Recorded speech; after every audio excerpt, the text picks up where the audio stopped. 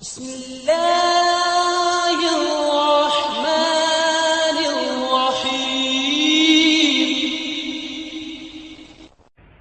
الله أكبر الله أكبر الله أكبر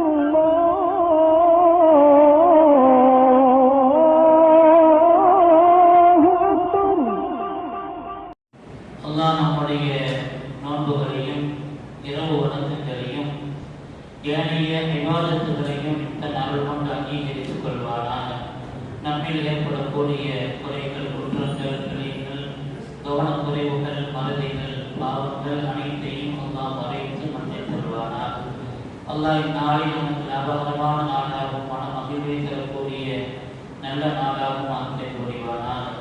கட்டங்கள், சிரமங்கள், நோய்கள், திடீர் மரணங்கள், கோர விபத்துகள், மருத்துவமனை செலவினங்கள் போன்ற பேர் ஆபத்துகளை விட்டும் அல்லாஹ் நம்மையும் நம் சந்ததிகளையும் நம்மை சார்ந்தவர்களையும் பாதுகாத்தருவானாக.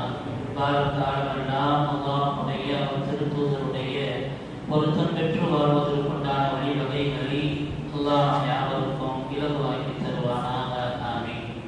கண்ணியத்திற்குரியவர்களே, அனுதினமும் ஓதப்படக்கூடிய இறை வசனங்களில் ஒரு சில வசனங்களை நம்முடைய சிந்தனைக்கு நாம் பார்த்து வருகிறோம். அது அடிப்படையில் இன்று 5 அத்தியாயங்கள் ஓதப்பட்டது. அதில் சூரத்துல் கமர் என்ற அத்தியாயத்தில் அல்லாஹ் தஆலா 4 விதங்களில் சொல்கிறான், வலக்கத் யஸ்ஸர்னல் குர்ஆன லிذிக்ர். இந்த குர்ஆனை சிந்திப்பதற்கும் அதனை நினைவு கூறுவதற்கும் குர்ஆனை நாம் இலவுபடுத்தியிருக்கிறோம். பகல் முத்தக்கிர், யாரையும் சிந்திக்கக்கூடிய இருக்கிறீர்களா, குர்ஆனை நினைவு கூறக்கூடியவர்கள் இருக்கிறீர்களா என்று அல்லாஹ் இங்கு குர்ஆனை நாம் சிந்திப்பதற்கும் அதனை ஓதுவதற்கும் இலகுவாக்கி வைத்திருப்பதாக அல்லாஹ் சொல்கிறார். எனவே குர்ஆன் என்பது அது ஓதுவதற்கோ அல்லது அதனை படித்து அதனுடைய அர்த்தங்களை விளங்கிக் கொள்வதற்கோ அது சொல்ல வரக்கூடிய விஷயங்களை புரிவதற்கோ அல்லாஹ் இலகுவாகத்தான் வைத்திருக்கிறானே தவிர அதில் எந்த விதமான கஷ்டமும் இல்லை என்பதை அல்லாஹ் உணர்த்தி தருகிறான்.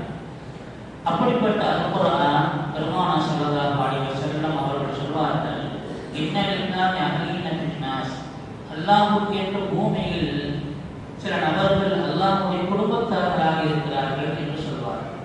மனமும் யார் சொல்லலாம், அல்லாஹ் அவன் தனித்தவன், அவனுக்கு குடும்பம் இருக்கிறது என்று சொன்னால் அல்லாஹ்வுடைய குடும்பத்தினர்கள் யார் என்று சஹாபாக்கள் பெருமானார் ஸல்லல்லாஹு அலைஹி வஸல்லம் அவரிடத்தில் வினவும் பொழுது, அஹ்லுல் குர்ஆன், அவர்கள் குர்ஆன் உடையவர்கள், அவர்கள் அஹ்லுல்லாஹி வ ஹாஸத்துஹு, அவர்கள் அல்லாஹ்வுடைய குடும்பத்தினர்கள் மட்டுமல்ல, அல்லாஹ்வுக்கு விசேஷமாக அல்லாஹ்வுக்கு என்று பிரத்யேகமானவர்கள் என்று பெருமானார் ஸல்லல்லாஹு அலைஹி வஸல்லம் சொல்லும் பொழுது, குர்ஆனோடு தொடர்பு உள்ளவர்கள் அல்லாஹ்வுடைய குடும்பத்தார்கள் என்பதாக சொன்னார்கள். எனவேதான் குர்ஆனை நீங்கள் ஓதுங்கள். ஏனென்று சொன்னால் அந்த குர்ஆன் அது குர்ஆன் நாளை மறுமையில் அவருக்கு பரிந்துரை செய்யக்கூடியதாக அந்த குர்ஆன் வரும். எனவே அந்த குர்ஆனை ஓதுங்கள் என்று சொல்வார்கள். அது மட்டுமல்ல, நோன்பும் குர்ஆனும் ஒரு மனிதனுக்கு நாளை மறுமையில் அது பரிந்துரை செய்யும். நோன்பு சொல்லும், யா அல்லாஹ், இவனை பகல் காலங்களில் நான் பசித்திருக்க வைத்திருந்தேன், எனவே இவருக்கு நீ உயர்ந்த சொர்க்கத்தை கொடு என்று நோன்பு இந்த அடியானுக்கு பரிந்துரை செய்யும். அதே போன்று குர்ஆன் சொல்லும், யா அல்லாஹ், இவரை நான் இரவில் விழித்திருக்க செய்து தொழுகையில் என்னை ஓதுமாறு செய்தேன், எனவே இவருக்கு நீ உயர்ந்த சொர்க்கத்தை கொடுக்க வேண்டும் என்று இரண்டும் நாளை மறுமையில் சிபாரிசு செய்யும் என்று பெருமானார் ஸல்லல்லாஹு அலைஹி வஸல்லம் சொல்வார். அதுபோன்று சிபாரிசு செய்யக்கூடியதிலேயே சிறந்த சிபாரிசு செய்யக்கூடியது குர்ஆன். இந்த குர்ஆன் சொல்லுமா, யா அல்லாஹ், இவருக்கு நீ அஹ்லிஹி ஹில்யத்துல் கராமா, சங்கை என்ற அணிகலனை, ஆபரணங்களை இவருக்கு நீ அனுப்பி என்று சொல்லலாம். அவருக்கு சங்கை என்ற அணிகலன், நகைகள் அவருக்கு அளிக்கப்பட்டு கௌரவிக்கப்படும். பிறகு அந்த குர்ஆன் சொல்லுமா, யா அல்லாஹ் சிகி அவருக்கு நீ சங்கை என்ற ஆடையை நீ அணிவி என்று சொல்லுமா. பிறகு அவருக்கு சங்கை என்ற ஆடை அணிவிக்கப்படும். பிறகு அந்த குர்ஆன் சொல்லுமா, யா அல்லாஹ் இவருக்கு அல்பிஷு தாஜல் கராமா, இவருக்கு சங்கை என்ற கிரீடத்தை அணிவித்து கொடு என்று சொல்லுமா. அல்லாஹ் சங்கை என்ற கிரீடத்தை என்று அவருக்கு அணிவித்ததுக்கு பின்னால் அந்த குர்ஆன் சொல்லுமா, வரலான் போ யா அல்லாஹ் இவரை நீ பொருத்திக்கொள், உன்னுடைய பொருத்தம் மட்டும் கிடைத்தால் போதும், அது எதுவுமே தேவையில்லை என்று குர்ஆன் நாளை மறுமையில் ஒரு அடியானுக்கு பரிந்துரை செய்கிறதில் சிறந்ததாக இருக்கும் என்று பெருமானார் ஸல்லல்லாஹு அலைஹி வஸல்லம் சொல்வதிலிருந்து இந்த குர்ஆனுக்கும் நமக்கு எவ்வளவு தொடர்பு வேண்டும் என்பதை நாம் அறிய முடிகிறது.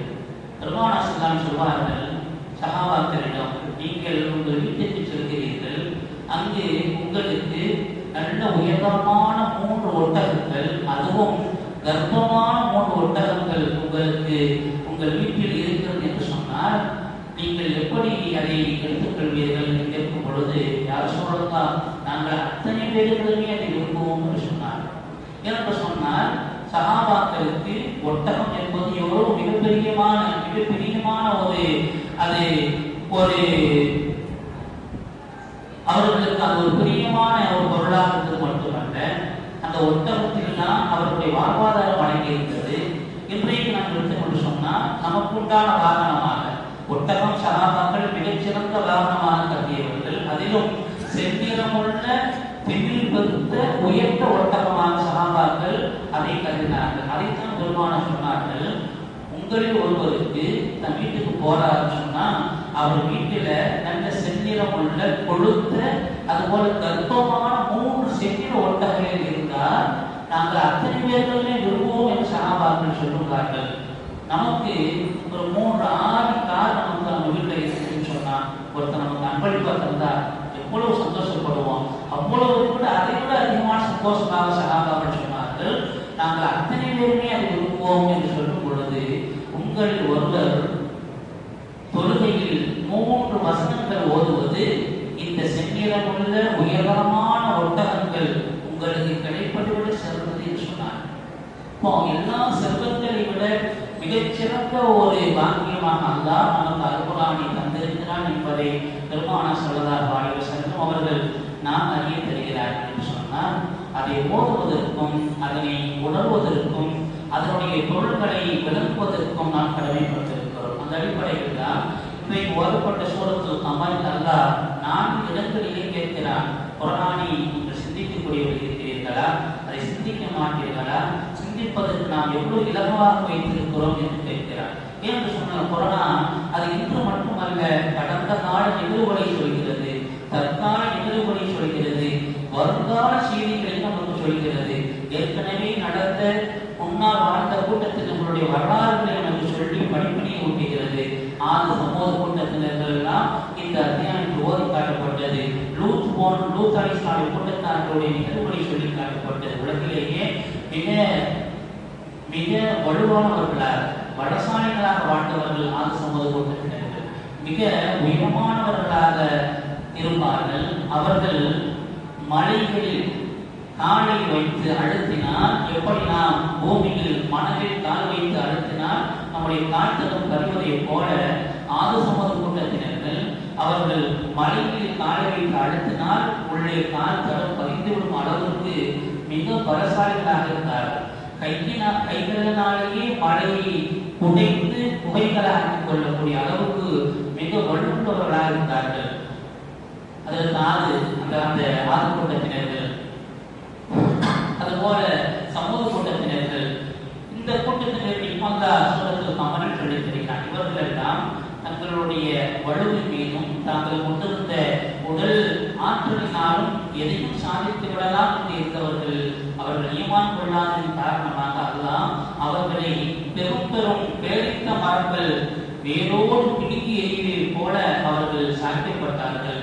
என்ன சரசரன் அவர்களுக்கு நாம் தொடர் காற்றுகளை ஏற்படுத்தி அவர்களை அழித்தோம் என்று குர்ஆன் சொல்கிறது.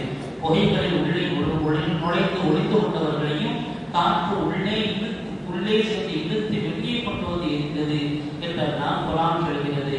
அந்த நிகழ்வுகளில் உலகில் நாம் எவ்வளவு பலசாலிகளாக இருந்தாலும் நம்முடைய அந்த ஆரோக்கியமும் வலுவும் இறை அல்லாஹ்வுடைய பொருத்தத்திற்கு உண்டான இடங்களில் பயன்படுத்தும் பொழுதுதான் அது நமக்கு சக்தியை நமக்கு பலனை தருமே தவிர அல்லாஹ்வுக்கும் அவருடைய திருத்தூதருக்கும் புறம்பான காரியங்களில் நம்முடைய உடல் வலுவை நம்முடைய உடல் திறமைகளை நாம் பயன்படுத்தும் பொழுது அது மிகப்பெரிய கேடுகளை விளைவிக்கும் என்பதற்கு ஆலோசனை கூட்டத்தினர்கள் நமக்கு ஒரு முன்மாதிரியாக அல்லாத அத்தியாயம் சொல்லி தருகிறார். அதே போன்றுதான் லூத் அலைஹிஸ்ஸலாம் கூட்டத்தினர் உலகத்திலேயே மிக மானக்கேடான ஒரு காரியத்தை செய்தவர்கள். அவர்களுக்கு அவர்கள் கடும் சத்தத்தை கொடுத்து அதுபோல கல்மலைகளை பொழிவித்து அவர்களை அழைத்தோம் என்று சொல்கிறான். உலகத்தில் ஒரு ஆணும் செய்யக்கூடிய அருவருப்பான காரியத்தை முதலாக செய்தவர்கள் லூத் அலைஹிஸ்ஸலாம் கூட்டத்தினர்கள்.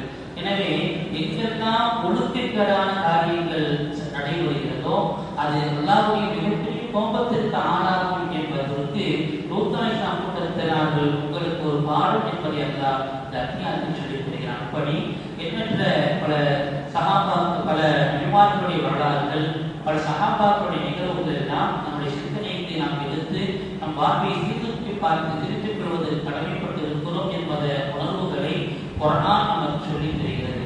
எனவே நாம் பெருமானார் ஸல்லல்லாஹு அலைஹி வஸல்லம் அவர்கள் குர்ஆனோடு நீங்கள் தொடர்புள்ளவர்களாக இருங்கள். இந்த நோன்புக்கும் குர்ஆனுக்கும் மிகச்சிறந்த நெருக்கம் இருக்கிறது. எனவே குர்ஆனை அதிகமாக ஓத வேண்டும் என்பதை பெருமானார் ஸல்லல்லாஹு அலைஹி வஸல்லம் உணர்த்தி தருவார்கள். எனவேதான் அப்துல்லாஹ் இப்னு அம்ர் ரலியல்லாஹு கேட்கிறார்கள், யார சொல்றதா நான் எவ்வளவு குர்ஆனை ஓதுவது? ஃபீகம் அக்ரல் குர்ஆனை எவ்வளவு நாட்களில் நாம் ஓதி முடிப்பது என்று கேட்கிறார். பெருமானார் ஸல்லல்லாஹு அலைஹி வஸல்லம் சொன்னார்கள், ஒரு மாதத்தில் நீங்கள் ஒரு குர்ஆனை ஓதி முடியுங்கள் என்று சொன்னார்கள். அவர்கள் கேட்டார்கள், இன்னும் நாம் சீக்கிரமாக இன்னும் அதிகம் ஓத வேண்டும் என்று விரும்புகிறேன். ரசூலுல்லாஹ் சொன்னாங்க, நீங்கள் 20 நாட்களில் ஒரு குர்ஆன் முடியுங்கள் என்று சொன்னார்கள். அவர்கள் மீண்டும் எனக்கு நான் இன்னும் அதிகம் ஓத வேண்டும் என்று விரும்புகிறேன் சொல்லும் பொழுது 15 நாட்கள் சொன்னார்கள். அவர்கள் மீண்டும் கேட்கும் பொழுது 10 நாட்கள், பிறகு மீண்டும் கேட்கும் பொழுது 5 நாட்கள். அதற்கும் அவர்கள் அதை கேட்கும் பொழுது பெருமானார் ஸல்லல்லாஹு அலைஹி வஸல்லம் அனுமதிக்கவில்லை. ஏனென்று சொன்னால் 5 நாட்கள் ஒரு குர்ஆன் ஓதி முடிப்பது என்பது அதுவே மிக பாரதூரமான விஷயம். அதையும் சுருக்கி நாம் செய்வது என்பது அது கஷ்டத்திற்குள்ளாக ஆகிவிடும் என்பதற்காக பெருமானார் ஸல்லல்லாஹு அலைஹி வஸல்லம் 5 நாட்களுக்கு குறைவாக அவர்களுக்கு அனுமதிக்கவில்லை என்பதை சஹாபாக்களுடைய அந்த நிகழ்வு நமக்கு ஹதீஸ் கிரந்தங்கள் சொல்லித் தருகிறது. எனவேதான் அதற்கு சட்டமேதை அபூ ஹனீஃபா ரஹ்மத்துல்லாஹ் அவர்கள் சொல்வார்கள், ஒரு முஸ்லிம் ஒரு வருடத்திற்கு 2 தடவையாவது ஒரு குர்ஆனை ஓதி முடிக்க வேண்டும் என்று சொல்வார்கள். காரணம், பெருமானார் ஸல்லல்லாஹு அலைஹி வஸல்லம் அவர்களுக்கு ஒவ்வொரு வருடமும் நோன்பு காலங்களில் ஒரு தடவை குர்ஆன் முழுவதையும் அதற்கு விவரிசம் ஓதி காட்டுவார்கள். அவர்கள் வஃபாத்தாகக்கூடிய கடைசி வருடத்தில் ரமலான் மாதத்தில் 2 தடவை ஓதி காண்பித்தார்கள். அந்த அடிப்படையில் ஒரு முஸ்லிம் குறைந்தது அவர் ஒரு வருடத்தில் 2 குர்ஆனையாவது ஓதி முடிக்க வேண்டும் என்று சொன்னார்கள். அல்லாஹ் தஆலா குர்ஆனுடைய மகத்துவத்தை நாம் அறிய செய்வானாக. அதனுடைய குணங்கள், அதனுடைய அர்த்தங்களையும் அதனுடைய மாண்புகளையும் நமக்கு விளங்க செய்வானாக. அல்லாஹ் தஆலா அந்த குர்ஆன் மூலம் பல்வேறு முசீபத்துகளை நமக்கு நீக்குகிறார். எந்த அளவுக்கு என்று சொன்னால் தஃசீர் கபீரில் ஒரு நிகழ்வை சொல்வார்கள்.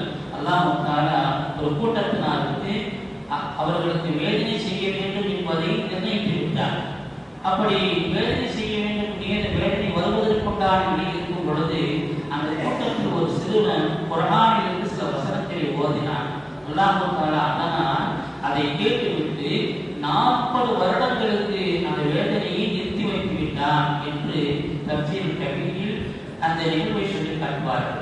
ஒரு வசனம் ஒரு சிறுவர் ஓதியதனால் ஒரு கூட்டத்திற்கு ஏற்பட இருந்த வேதனையை, தண்டனையை குர்ஆனுடைய ஒரு வசனம் நீக்கிறது என்று சொன்னால், இன்றைக்கு அந்த குர்ஆன் நம்முடைய வீட்டில் எந்த நிலையில் இருக்கிறது, எத்தனை பேர் நம்மை ஓதுகிறோம் என்பதை நாம் சிந்தித்து கடமைப்பட்டிருக்கிறோம். பெரும்பாலான வீடுகளில் அலமாரிகளில் அலங்கார பொருட்களாகத்தான் குர்ஆன் வைக்கப்பட்டிருக்கிறதே தவிர அதை எடுத்து ஓதுவதற்குண்டான நிலை சமூகத்தில் நேரமின்மையாக இருப்பதை நாம் ஒத்துக்கொண்டுதான் ஆக வேண்டும். எனவே குர்ஆனோடு நாம் தொடர்புள்ளவர்களாக மாற வேண்டும்.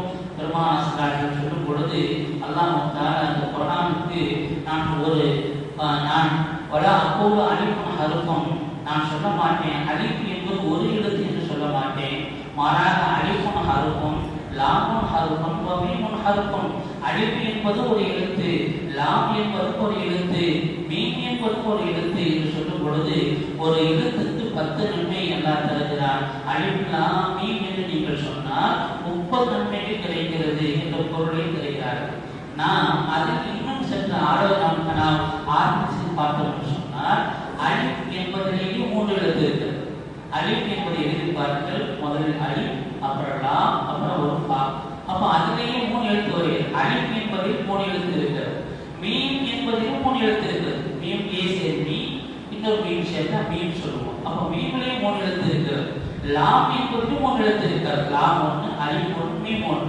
ஆக அலிஃப் லாம் மீம் என்று சொல்லும் பொழுது ஏறக்குறைய 9 எழுத்துக்கு வருகிறது. 90 நன்மைகளை அல்லாஹ் அலிஃப் லாம் மீம் என்பதிலேயே கொடுத்து விடுகிறான். அந்த அளவுக்கு நன்மைகளை நமக்கு பெருமூட்டி தரக்கூடிய குர்ஆனாக அல்லாஹ் தஆலா ஒரு வேதமாக நமக்கு அதை தந்திருப்பதை நாம் கவனத்தில் கொள்ள வேண்டும். அந்த குர்ஆன் ஓதப்படக்கூடிய சபைகளில் நாம் மிகுந்த கவனத்தோடு அந்த மரியாதையோடு சபையில் கலந்து கொள்ள வேண்டும். அல்லாஹ் நமக்கு திரும்பி செய்ய வேண்டும் என்று சொன்னால் என்ன செய்ய வேண்டும் என்று குர்ஆன் சொல்கிறது. குர்ஆன் ஓதி காட்டப்பட்டது என்று சொன்னார். சபையில் குர்ஆன் ஓதப்பட்டது என்று சொன்னால் ஃபஸ்தமிஉ லஹு, அதை செவிதாழ்த்தி கேளுங்கள். வஅன்சித்து, வாய்மொழி மௌனமாயிருங்கள். அப்படி இருந்தால் நீங்கள் லஅல்லக்கும் துர்ஹமூன், நீங்கள் அல்லாஹ்வினால் திரும்பி செய்யப்படுவீர்கள் என்று குர்ஆன் சொல்கிறது. இதற்கு நேர் எதிர்மறையாக நாம் சிந்தனை செய்கிறோம். குர்ஆன் ஓதப்படுது, அதை கண்டுக்கிறத அந்த சபையை கவனமாக கண்டுக்கிறாமல் இருக்கிறோம், அல்லது கூச்சப்பழக்கம் போட்டுக்கிட்டு இருக்கிறோம்.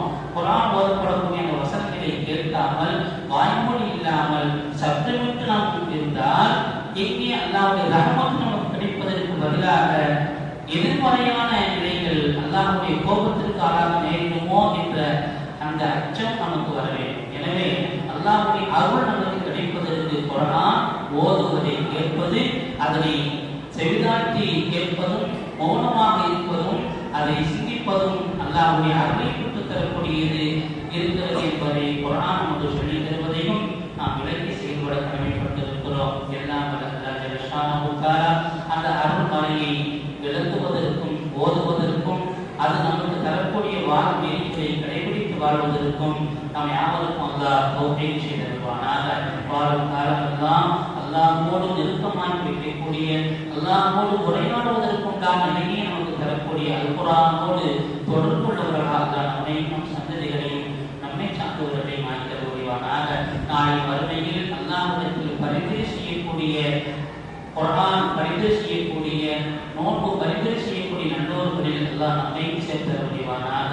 அல்லாஹ்வுடைய பொருத்தத்தை பெற்று தரக்கூடிய அந்த குர்ஆனை அதை ஓதி அதனுடைய அர்த்தங்களை விளங்குவதற்கும் அதனை செயல்படுத்துவதற்கும் நிலைக்கு அல்லாஹ் நமக்கு இலக்கு வாங்கி தருவானாக. ஆமீன். பிஹுர்மத்தி நபியினா முஹம்மது ஸல்லல்லாஹு அலைஹி வஸல்லம், பிஹுர்மத்தி அன்பியாஇல்லாஹி கிராம் வ அவுலியாஇல்லாஹி கிராம், வ பிஹுர்மத்தி இபாதில்லாஹி ஸாலிஹீன். வ ஆখির دعوانا الحمد لله رب العالمين.